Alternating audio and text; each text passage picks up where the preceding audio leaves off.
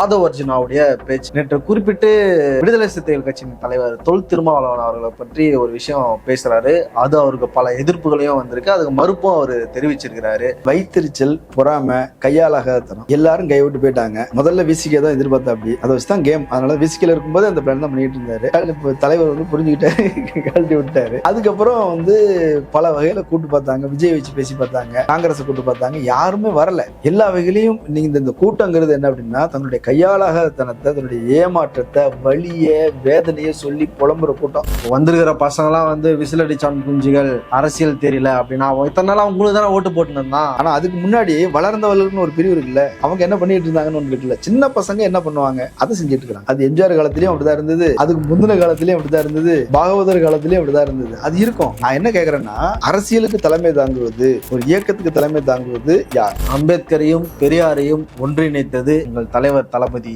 விஜய் அவர்கள் தான். என்ன ஐடியாலஜிக்கலா நீங்க ரெண்டையும் மெர்ஜ் பண்ணிட்டீங்களா? பெரியாருடைய கொள்கையை நாங்க வந்து தீசிஸ் பண்ணோம், இதையும் தீசிஸ் பண்ணோம், ரெண்டையும் இணைச்சு ஒரு புதுசா ஒரு ஐடியாலஜி உருவாக்கிட்டோம். பக்கத்துல செலவு வச்சிருக்கீங்க, அவ்வளவுதானே. அதிமுக பத்தி இது வரைக்கும் பேசல, நேத்து பேசியிருக்கிறாரு. என்ன காரணம்? கழட்டி விட்டாங்க. கூட வரேன்னு சொன்னவங்கள தூக்கி போயிட்டாங்க. வேற வழி இல்லை. இனி விமர்சனம் பண்ணி தான் அரசியல் பண்ண முடியும்.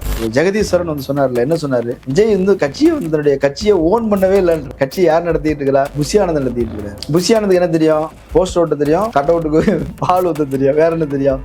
எனக்கு டிக்கெட் வைக்க தெரியும். இப்ப இவங்க எல்லாம் ஊழல ஒழிக்க போறாங்கன்றாங்க. உங்க toilet cleaner bison toilet cleaner குவாலிட்டியை விட பெட்டர்னு நிரூபிச்சா உங்க மொத்த பணமும் ரீஃபண்ட். பைசன் டாய்லெட் கிளீனர் இப்போது 79 ரூபாயில். அறம் நாடு பார்வையாளர்களுக்கு வணக்கம். இன்று நம்ம இணைந்திருக்கும் சிறப்பு விருந்தினர் பத்திரிகையாளர் அரண்சை மதன் அறிவாளன் அவர்கள். வணக்கம். வணக்கம். விஜய் அவர்கள் 38 நாளுக்கு அப்புறமா மீண்டும் ஒரு பொது மேடைக்கு வந்து பேசியிருக்கிறாரு. இப்போ நேற்றைய தினத்துல பார்க்கும்போது எல்லாருமே சோகமா இருந்தாங்க. ஒரு விஷயத்த திரும்ப பேசிட்டு இருக்காங்க. அதாவது நம்ம உழைக்கணும், வீடு வீடா போங்க அப்படின்ற விஷயங்களை வந்து பேசியிருந்தாங்க. குறிப்பிட்டு சொல்லணும்னா ஆதவ் அர்ஜுனாவுடைய பேச்சு. எல்லா மேடையிலுமே அவர் தான் அதிக நேரம் பேசுறாரு. நேற்று குறிப்பிட்டு விடுதலை சிறுத்தைகள் கட்சியின் தலைவர் தொல் திருமாவளவன் அவர்களை பற்றி ஒரு விஷயம் பேசுறாரு. அது அவருக்கு பல எதிர்ப்புகளையும் வந்திருக்கு. அதுக்கு மறுப்பும் அவர் தெரிவிச்சிருக்கிறாரு. வைத்தறிச்சல், பொறாமை, கையாளாகத்தனம் எல்லாரும் கைவிட்டு போயிட்டாங்க. முதல்ல விசிகே தான் எதிர்பார்த்தா, அப்படி அதை வச்சுதான் கேம். அதனால விசிகேல இருக்கும்போது அந்த பிளான் தான் பண்ணிட்டு இருந்தாரு. இப்போ தலைவர் வந்து புரிஞ்சுக்கிட்டாரு, கழட்டி விட்டாரு. அதுக்கப்புறம் வந்து பல வகையில கூட்டு பார்த்தாங்க, விஜய் வச்சு பேசி பார்த்தாங்க, காங்கிரஸை கூட்டு பார்த்தாங்க, யாருமே வரல. எல்லா வகையிலையும் நீங்க இந்த கூட்டங்கிறது என்ன அப்படின்னா, தன்னுடைய கையாளாகத்தனத்தை, தன்னுடைய ஏமாற்றத்தை, வலிய வேதனையை சொல்லி புலம்புற கூட்டம். தனியாக தான் நிற்க போறோம்ன்றத அவங்க சொல்றாங்க, வேதனையோட சொல்றாங்க. நாஞ்சில் சம்பத் எப்படி பேசக்கூடிய ஆளு, அவரை தான் இளவு வீட்டுல இடையில பேசுறதுக்கு கூட்ட மாதிரி உட்காந்து இருக்கிறாரு. விருப்பம் இல்லாமல் போய் அமர்கிறேன் அப்படின்ட்டு போறாரு. உங்க கிட்டலாம் ரொம்ப நேரம் பேச முடியாதுடா, விசுலாச்சு நேரிடா. அவரு அவ்வளவு முக்கியமான உண்மையிலே எனக்கு எமோஷனலா இருந்தது. இவரு சொல்றாரு, அந்த அறிமுகம், நாஞ்சில் சம்பத் அறிமுகம் போன ராஜ்மோகன் தமிழ் என்னை பேசு என்று அவரை அழைக்கிறது. சரிதான், இங்க கேட்கறது யார் இருக்கிறா? எல்லாரும் அமைதியா உட்காந்துருக்காங்க, இளவு வீட்டுல உட்காந்துருக்கிறமே உட்காந்துருக்கானுங்க. இவர்கிட்ட என்ன பேசுறது? அவங்களாண்ட போயிட்டு மொழி போரு, தியாகம், தாளமுத்து, நடராசன் தாளமுத்துன்னா என்ன புரியும்? ஆக்சுவலா இவர் தமிழ்ல பேசிட்டு இருக்கிறாரு, என்னன்னா புரியாத பாஷையில பேசிட்டு இருக்க, அப்படி இவர் தமிழ்ல பேச சொல்லுங்க அப்படின்னு கேட்டுருவானுங்க. அவர் தமிழ்ல பேசிட்டு இருக்கிறாரு, செந்தமிழ்ல பேசிட்டு இருக்கிறாரு. இவங்களுக்கு என்ன புரியும்? என்னவோ அவங்க வந்து அந்த சொல்லுவாங்கல்ல, வேண்டா வருபா புள்ள பத்து காண்டாம இருக்கணும்னு பேர் வச்சாங்கன்னு. எதுக்கியா கட்சி ஆரம்பிக்கிறேன், 10 நாளைக்கு ஒரு தடவை வந்து தொந்தரவு பண்ணிட்டு இருக்கிறீங்க, நீங்களும் ஒரு ஆளுங்களை பேசி நாங்களும் உட்காந்து பேசிக்கிட்டு இருக்க வேண்டியிருக்குது அப்படின்னு. யாராவது உருப்படியா அதில் ஒன்று சொல்ல முடியுதா? போய் ஒரு நல்ல கேண்டிடேட்டுங்க, ஒரு நல்ல வேலை செய்வார், ஏதாவது சொல்ல முடியுதா? எங்களை பார்த்து நீங்கள் வந்து உங்களுக்கு பூத் கமிட்டியில் ஆள் இருக்குதா அப்படின்னு. ஆள் இருக்குது, அவன் என்ன பண்ணுவான்?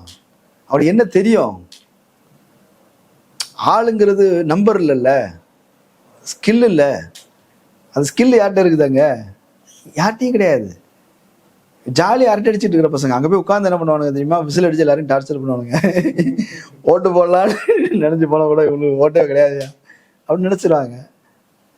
10%, 15%, 20% கணக்கு தான் சொல்லிட்டு இருக்கிறாங்க. ஆக்சுவலாக பூத்துலலாம் நிறைய பிரச்சனைகள் வரும்னு நினைக்கிறேன். இவனுங்க பூத் கமிட்டியில் உள்ள உக்காரணும்னு பேப்பர் எடுத்து வச்சுன்னு வாயில விசிலச்சு ஊதின்னு இருப்பான். திமுக பலாச்சு போய் வெளியே போய் ஊதுவான். எலெக்ஷன் கமிஷனை விரட்டி விட்டுரும். இல்லை, அது என்ன செய்யணும்னு இருக்குல்லங்க. அது சொல்லுவாங்கல்ல, சின்ன பசங்க வெல்லாம வீடு வந்து சேராதுன்னுவாங்க. இப்போ ஊர்ல வந்து இப்போ அதிமுக ஒரு செல்லா காசு தோற்று போய்விட்டது. 10 தோல்வி பழனிசாமி, 13 தோல்வி பழனிசாமி ஆயிட்டார். ஆனாலும் 20% ஓட்டு வாங்கியிருக்காரு. 23% மொத்தமா சேர்த்தோம்னா 23% ஓட்டு வாங்கியிருக்கிறாரு. ஆக கடைசியா போயிட்டாரு. 2024 தேர்தலில் அவர் வந்து ரெலவெண்டே கிடையாது. மோடியா ராகுலாங்கிறது தான் போட்டி. இவர் ஒண்ணுமே கிடையாது. இவங்க ஆளுங்க என்ன செய்ய போறாங்க, ஒரு பிரயோஜனமும் இல்லை. வேட்பாளர், முக்கியமான வேட்பாளர்கள் யாருமே தெரியுமா உனக்கு? யாருமே கிடையாது. முக்கியமான தலைகள் யாருமே நிக்கல. செலவு பண்ணல. ஒருத்தர் செலவு பண்றதுக்குன்னு ஒரு 40 கோடி ரூபாய் எடுத்து வச்சிருக்கிறாரு ரைஸ் மில்ல. அதை தீட்டு போயிட்டாங்க. எதுவுமே இல்லை. ஆனாலும் அவங்களுக்கு 20% ஓட்டு வாங்கியிருக்குது. எதனால? எடப்பாடி ஒரு பெரிய ஆளுமை என்பதனால?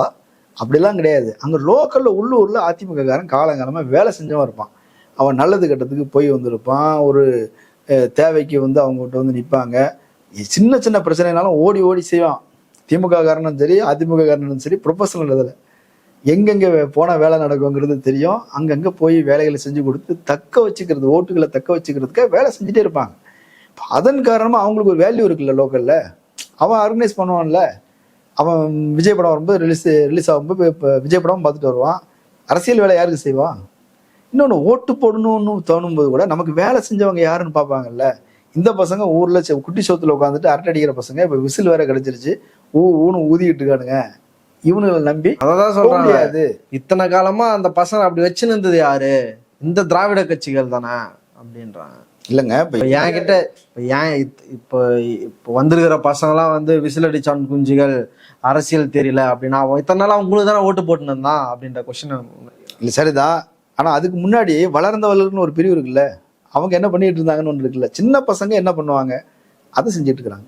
அது எம்ஜிஆர் காலத்திலயும் அப்படிதான் இருந்தது, அதுக்கு முந்தின காலத்திலயும் அப்படிதான் இருந்தது, பாகவதர் காலத்திலயும் அப்படிதான் இருந்தது. அது இருக்கும். நான் என்ன கேட்குறேன்னா, அரசியலுக்கு தலைமை தாங்குவது, ஒரு இயக்கத்துக்கு தலைமை தாங்குவது யார்? அதை ஆதரிக்கிறது எதிர்க்கிறதுங்கிறது வேற. இவங்க தான் மொத்தமாவே தலைமை தாங்க போறாங்கன்னு பிரச்சனை இல்லை. அது ஒரு தலைமைக்கு கீழே இருக்கிறது வேற. இவங்க தான் தலைமை தாங்க போறாங்கிறது பிரச்சனை இல்லை. இப்போ தமிழ்நாட்டில் அம்பேத்கரையும் பெரியாரையும் ஒன்றிணைத்தது எங்கள் தலைவர் தளபதி விஜய் அவர்கள். இணைத்ததுன்னா என்ன? ஐடியாலஜிக்கலா நீங்க ரெண்டையும் மெர்ஜ் பண்ணிட்டீங்களா? பெரியாருடைய கொள்கையை நாங்கள் வந்து தீசிஸ் பண்ணோம், இதையும் தீசிஸ் பண்ணோம், ரெண்டையும் இணைச்சி ஒரு புதுசாக ஒரு ஐடியாலஜி உருவாக்கிட்டோம். பக்கத்துல செலவு வச்சிருக்கீங்க, அவ்வளவுதானே? இவ்வளவுதானே? அம்பேத்கர் போட்டோ போறதே ஏஐல தான் போட்டோ போட்டேன். அப்புறம் என்ன? சரி, ஏஐயை கூட வேண்டாம், பண்ணி நேரில் கூட போட்டுட்டான்னு கூட நான் நம்புறேன். அதனால என்னன்னு கேட்குறேன். அதனால ஏதாவது மாற்றம் நடந்திருக்குதா? அது இல்லை. விஷயம் என்னன்னா, திராவிட இயக்கம் இங்கே திமுகங்கிறது அது ஒரு பெரியாருங்கிற ஒரு தலைவருக்கு கீழே அது உருவாகி இப்போ இல்லை, அது ரொம்ப முன்னாடியே உருவான இயக்கம். அதுதான் என்ன கொஸ்டின் முன் வைக்கிறாங்கன்னா, செந்தில் பாலாஜி 10 நிமிஷம் வந்து பெரியாரை பத்தி பேசுவாரா? KN நேரு ஒன்று விட்ட, அதாவது KN நேருன்னா பெரியாரின் பேரனா அப்படின்றாங்க. எங்க கிட்ட வந்து கொள்கையை பத்தி கேக்குறீங்க. இல்லை அது சரி, விஜய்கிட்ட கேட்போமே. பெரியாரையும் அம்பேத்கரையும் கம்பேர் பண்ணி பேச சொல்லுவோமே. ஆராசா பேசுவாருங்க, கனிமொழி பேசுவாங்க. இந்த மாதிரி பேசுறதுக்கு இங்கே 1000 பேர், சூர்யா கிருஷ்ணமூர்த்தி விட்டா கூட பேசுவார். 1000 பேர் இருக்கிறான். உன் கட்சியில் ஒரு 4 பேரை சொல்லி பார்க்கலாம். நாஞ்சில் சம்பத் மட்டும்தான் பேச தெரிஞ்சவர். ஆனால் அந்த பேசுறதுக்கான வேலை அவருக்கு கிடையாது. அவரே வந்து ரொம்ப சோகமா பேசாத தலைவர்னு சொல்லிட்டு போயிட்டாரு. விருப்பம் இல்லாமல் அமர்கிறேன் அப்படின்றாரு. இப்போ யாருமே இவர் வந்து பேசுறதே இல்லை. எல்லாரும் அவரை பத்தி பேசிட்டு இருக்கிறாங்க. என்ன பேசுறாங்க? ஏன் பேசலன்னு பேசிட்டு இருக்கிறாங்க. அப்படித்தானே? என்னையா வீட்டை விட்டு வெளியே வர மாட்டேன்றாரு, என்னையா பனையூரை விட்டு வெளியே வர மாட்டேன்றாரு. பனையூர்ல இருந்து மகாபலிபுரத்துக்கு தான் போறாரு, வேற இடமே இல்லையா? ஏன்னா அதான் ரோடு நல்லா இருக்குது, அப்படியே போயிட்டு அப்படியே வந்துடலாம். ஆனா அதிமுக பத்தி இது வரைக்கும் பேசல, நேத்து பேசியிருக்கிறாரு. என்ன காரணம்? கழட்டி விட்டாங்க. கூட வரேன்னு சொன்னவங்கள தூக்கிட்டு போயிட்டாங்க. வேற வழி இல்லை. இனி விமர்சனம் பண்ணி தான் அரசியல் பண்ண முடியும். ஸோ இது வரைக்கும் அவங்க ரொம்ப புத்திசாலித்தனமா பிஜேபி விமர்சனம் பண்ணாம, அதிமுக விமர்சனம் பண்ணாம, காங்கிரஸ் விமர்சனம் பண்ணாம அப்படியே தூக்கிட்டு வந்துடலாம் நினைச்சாங்க. அப்படியெல்லாம் வரமாட்டாங்க. இப்போ தேர்தல் பொறுத்த வரைக்கும் அது வந்து கற்பனை கிடையாது, அது ஒரு யதார்த்தம். களத்துல நின்று தோல்விகளை பலமுறை பார்த்தவர்கள் எல்லாருமே, காங்கிரஸா இருந்தாலும் சரி, விசிகா இருந்தாலும் சரி, சிபிஐ என்ன நினைப்பாங்கன்றது அவங்களுக்கு தெரியும். அப்போ நிரூபிக்கப்படாத ஒரு கட்சி பின்னாடி போனா என்ன நடக்குங்கிறத மக்கள் நல கூட்டணி காலத்திலே அவங்க பார்த்துட்டாங்க. எக்ஸ்பீரியன்ஸ் இருக்கு அவங்க. அது அது எவ்வளவு பெரிய பேக் ஃபயர் அது. நீ ஒவ்வொருத்தருடைய ஓட்டு வங்கியும் தனித்தனியா எடுத்து பார்த்தோன்னா 15% வருது. ஆனா மொத்தமா சேர்ந்து 5% தான் வந்தது. ஸோ இங்க வந்து மேக்ஸ் மட்டும் இல்ல, கெமிஸ்ட்ரி இருக்குது, மக்களுடைய ஆதரவு மனநிலை வேற, அவங்களுடைய எதிர்பார்ப்புகள் வேற. அதுக்கு இங்க எதுவுமே இல்லையா, ஒரு காமெடி பீஸ் ஆயிடுச்சு இல்ல. இப்ப விஜயை நம்பி போனா என்ன நடக்கும்? விஜய்கிட்ட பேச முடியுமா? முதல்ல ஒரு தலைவருங்கிற வகையில முன்னாடி மக்கள் நல கூட்டணியாவது வைகோ, திருமா, அப்புறம் வந்து சிபிஎம் சிபிஐ தோழர்கள் அடிக்கடி சந்திப்பாங்க, கூடுவாங்க, பேசுவாங்க. அவரு தமாகவுல இருந்து வருவாங்க, எல்லாரும் டிஸ்கஸ் பண்ணுவாங்க, இன்னைக்கு இதை செய்யலாம், ஒரு டீமா வேலை செஞ்சாங்கல்ல. இப்ப விஜயை யாரு கூடயாவது உட்கார வச்சு பேச வைக்க முடியுமா? தலைவர்கள்லாம் கூடி பேசினாங்க, அப்படி பேச வைக்க முடியுமா? நீங்க பேசுங்க, நான் பனையூர்ல பங்களாவில் படுத்து கிடக்கிறேன்னு போயிடுவாரு. இவங்களை வச்சுட்டு என்ன செய்ய முடியும்? ஒரு யதார்த்தத்தை யோசிப்பாங்கல்ல. எப்ப நீ கூட்டணி கூப்பிடுற, உங்க தலைவரை வர சொல்லுப்பா, பேசலாம், நான் கூட வரேன், பனையூர் கூட வரேன், பெட்ரூம் வரைக்கும் கூட வரேன், கட்டில கூட உட்காந்துக்கிறேன், பெட்டில் கூட உட்காந்துக்கிறேன், அட்லீஸ்ட் ஃபோன் நம்பர் ஆச்சு கூடிய ஃபோன்லயாவது பேசுறேன். பேச முடியல. செங்கோட்டையனால பேச முடியல. எல்லாமே ஒரு தரிசனம் கொடுப்பாரு, பார்த்துட்டு போயிட வேண்டியதுதான். திருப்பதியில போய் வெங்கடாஜலபதியை பார்த்துட்டு லட்டு சாப்பிட்டுட்டு வர்ற மாதிரி, அவ்வளவுதான். இப்ப இது என்ன தலைவர்னு எல்லாருக்குமே அதிர்ச்சி ஆகுது இல்லை. இப்ப போக மாட்டேன்னுலாம் சொல்ல, வர்றதுக்கு நிறைய பேர் ஆசைப்பட்டாங்க. அதிமுகவுல இருந்து நிறைய பேர் போறதுக்கு ஆசைப்பட்டாங்க. ஏன்னா பிஜேபி கூட்டணி ஜெயிக்காது, எடப்பாடி வேல்யூ இல்லை, சரி ஏதோ ஒரு வகையில அந்த பக்கம் போய் நம்மளை நாம காப்பாத்திக்கிறதுக்காக போலான்னு கூட நினைக்கிறாங்க. இதுவும் புதகுழி அதுவும் புதகுழின்னா எந்த, அதுக்கு இதுவே இருக்கலாம்ல. காளியம்மாளுக்கு இருக்கிற அறிவு அதிமுக இருக்காதா? அது ஒரு எப்படி ரொம்ப மெத்தனமா இருந்துட்டாலோ, எல்லாரும் வந்துருவாங்க. இப்ப பேசுறது எல்லாமே இப்பதான் முதல் முறையா நீங்க போயிட்டு வேலை பாருங்க, தலைவர் நினைச்சா 234 தொகுதியில நிக்கலாம், ஆனா 2-3 தொகுதியில தான் நிக்க முடியும், அது சட்டம் அப்படி இருக்குது, இல்லைன்னா தலைவரே எல்லாத்துலயும் நின்று ஜெயிச்சிருவாரு. 2-3 தொகுதியில நிக்க முடியாது, 2 தொகுதியில அதிகபட்சம் நிக்கலாம். ஜெயலலிதா வந்து 4 தொகுதியில அப்ளை பண்ணாங்க, 4ஐயும் ரிஜெக்ட் பண்ணிட்டாங்க அதன் காரணமாகவே. அதனால 2-3 தொகுதியில நிக்க முடியாது, 2 தொகுதியில நிக்கலாம். என்னன்னா நின்று இல்ல ஒரு இப்ப தன்னிலையே உணர்ந்துருக்குறாங்க அப்படின்னு புரிஞ்சுக்கலாமா? இல்ல என்னன்னா, இவங்க ஒரு ஒரு ஒரு டிவிகே கட்சி நிர்வாகி, அவர் வந்து சொல்றாரு, என்ன தம்பி ஒரு மாசமா எந்த வேலையும் செய்யலை அப்படின்னு. ஆமாண்ணா எந்த வேலையும் கொடுக்கல அப்படின்றான். ஒரு மாசமா எந்த வேலையும் கொடுக்காம தேர்தல் நேரத்துல ஒரு கட்சியுடைய நிர்வாகி இருக்கிறார், எந்த வேலையும் கொடுக்கல. ஏன் கொடுக்கல? தலைவர் வந்து சிபிஐ விசாரணைக்கு போறாரு. சிபிஐ விசாரணை 2 நாள் தானே, மீதி நாள் இல்லை ஜனநாயகன் படம் பிரச்சனை, சரி அந்த பிரச்சனையும் 1 வாரம் தானே, அப்புறம் என்ன? இல்லை பாடல் வெளியீட்டு விழாவுக்கு மலேசியாவுக்கு போனாரு, அது 1 நாள் தானே, அப்புறம் என்ன பிரச்சனை? 72 நாள் கழிச்சு வெளியே வராரு, 32 நாள் கழிச்சு வெளியே வராருன்னா, தலைவரே வெளியே வரல அப்படின்னா நிர்வாகம் அப்படி நடக்கும். ஆதவர்ஜன் சொல்றாரு, எங்க தலைவர் நிர்வாகத்துல வந்து பெரிய புலியாக்கும் சிங்கமாக்கும் அப்படின்னு. நடிகை ரோஜா சொல்றாங்க, அவருடைய உங்களுடைய பழக்க வழக்கங்கள் அதை பத்தி சொல்லுங்க அப்படின்னு. என்னத்த பழகிறது, ஷூட்டு முடிஞ்சவொடனே செவத்தை பார்த்து உட்காந்துக்குவாரு அப்படின்றாங்க. ஷூட்டிங் ஸ்பாட்ல ஏதோ செவரு இருந்ததுனால செவத்தை பார்த்து உட்காந்துருக்குறாங்க, இல்லைன்னா அவருடைய வண்டிக்குள்ள போய் உட்காந்துக்குவாரு. வீட்டுக்குள்ள வெளியே செங்கோட்டையன் வெயிட் பண்ணிட்டு இருக்கிறாரு, வீட்டுக்குள்ள மோட்டை பார்த்து உட்காந்துக்கிட்டு இருக்கிறாரு. ஜன்னலை பார்த்துன்னு 9 மணி நேரம் உட்காந்து இருப்பாரு. ஏன்னா வீட்டுக்கு வந்து போய் பாடுறான்னா அங்கதான் பார்த்துட்டு.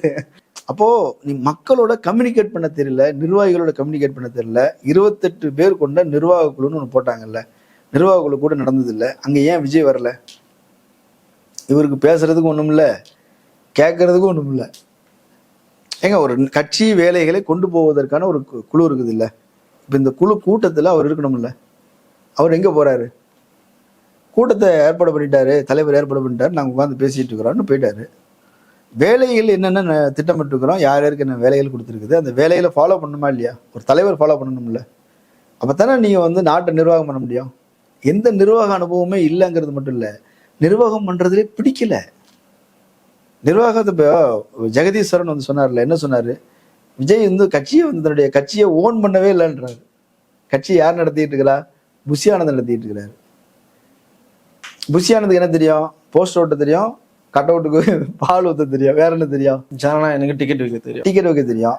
இப்ப இவங்க எல்லாம் ஊழலை ஒழிக்க போறாங்கன்றாங்க. எப்பா 3000 ரூபாய் டிக்கெட் போட்டு வாங்கியிருக்கிறீங்கப்பா ஒரு டிக்கெட்டு, இன்னும் காசு ரிட்டர்ன் பண்ணல. தியேட்டருக்காரெல்லாம் ரிட்டர்ன் பண்ணிட்டான். இல்ல பட டிக்கெட் விற்கிறதுக்காக ஒரு லாஜிக் இருக்குது. அவன் போயிட்டு 2.5 மணி நேரம் படம் பார்க்க போறான். மாவட்ட செயலாளர் கூட்டத்துக்கு, விஜய் கூட்டத்துக்குலாம் அந்த போஸ்ட் இது வித்துட்டு இருக்கானுங்க. டிக்கெட்டு முன் வரிசையில் உட்காரதுக்கு 50,000 ரூபா, முன் வரிசையில் உட்காரதுக்கு 50,000 ரூபா. பொதுக்கூட்டத்திலேயே அப்படித்தான், அவங்க மாநாட்டிலேயே அப்படித்தான். முன்வரிசையில் நிற்கிறதுக்குன்னு தனி டிக்கெட்டு, இப்படி போட்டு சொந்த கட்சிக்காரனையே தன்னுடைய ரசிகரையே போட்டு உறிஞ்சி உறிஞ்சி எடுத்துட்டு இருக்கிற ஒருத்தர், நான் யோக்கியே, நான் வந்து சுத்தமானவன், ஒரு பைசா தொட மாட்டேன், ஆசைப்படாதவன்னு சொன்னா அது நம்புற மாதிரி இருக்குதா? ஏதாவது லாஜிக் வேணும்ல. எனக்கு பைசா மேல ஆசைப்படாதவன் ஃப்ரீயாலாம் நடிக்கணும். நான் சம்பாதிக்க வேண்டியதெல்லாம் சம்பாதிச்சாச்சு, செட்டில் ஆயிட்டேன். இப்பவுமே நான் உச்சத்தை விட்டு வந்துருக்கிறேன்ற விஷயத்த மாத்தி மாத்தி சொல்லிட்டு இருக்காங்க. இல்ல, அது வந்து மக்கள்கிட்ட ஈடுபடுதுன்னு நினைக்கிறாங்க. ஒரு கேரியரோட உச்சத்துல இருந்து வந்து நான் வந்து விட்டுட்டு வரேன் அப்படின்னு. நீ விட்டுட்டு எதுக்கு வர? இப்போ டிராமாவில் உச்சத்துல இருக்கும்போது அது விட்டுட்டு வந்தார் எம்.ஆர். ராதா. சினிமாவுக்கு தானே வந்தாரு. என்ன துறவியா போயிட்டாரா? நீ அதை விட பெருசா ஆசைப்படுற, அதை விட பெருசா சம்பாதிச்சுட்டு இருக்கிற. நீங்க கட்சின்னு ஆரம்பிச்சது பிறகு சினிமா டிக்கெட்டோட ரேட்டை ஏற்றியாச்சு, பாடல் விழாக்கு ஃபங்க்ஷனுக்குன்னு காசு வாங்குறீங்க, எல்லா வகையிலையும் காசு வாங்கிட்டு தானே இருக்கிறீங்க. பெருசா சம்பாதிச்சுட்டு இருக்கிறீங்க. இப்பவே ஒன்றும் இல்லை, நம்ம டிடிவி கூட்டணி கூப்பிட்டுக்கிறாங்க, 50 கோடி ரூபா கட்டுக்கிறாங்க. அவருக்கு அதிர்ச்சி ஆயிடுச்சு. என்னப்பா பெரிய கட்சிகள் தானே கொடுப்பாங்க, நீங்க என்ன கேட்குறீங்க அப்படின்ட்டு இருக்கிறாங்க. அதிமுகவோட போய் பேசியிருக்கிறாங்க. அதிமுக என்ன பேசியிருக்கிறாங்க? நான் தான் முதலமைச்சர், விஜய் தான் முதலமைச்சர், 2000 கோடி ரூபா கொடுத்துருங்க, 118 118 நிற்கலாம். இப்போ நீ முதலமைச்சர்னா அவன் எதுக்கு அவனுக்கு காசு தரணும்? இப்போ நீங்கள் யோசிச்சு பாரு, நீ 300 கோடி ரூபா விட்டுட்டு எதுக்கு வந்திருக்கிற? 2000 கோடி ரூபாய்க்கு வந்திருக்கிற. பொறுத்திருந்து பார்ப்போனா இந்த யதார்த்தத்தை 2026 தேர்தல் தமிழக வெற்றி கழகத்துக்கு சொல்லிக் கொடுக்க நம்ம நம்புவோம். பொறுத்திருந்து பார்ப்போனா. அரங்கத்திற்கு வந்து பல்லவத்தில் நிற்கிறோமா? நன்றிண்ணா. நன்றி.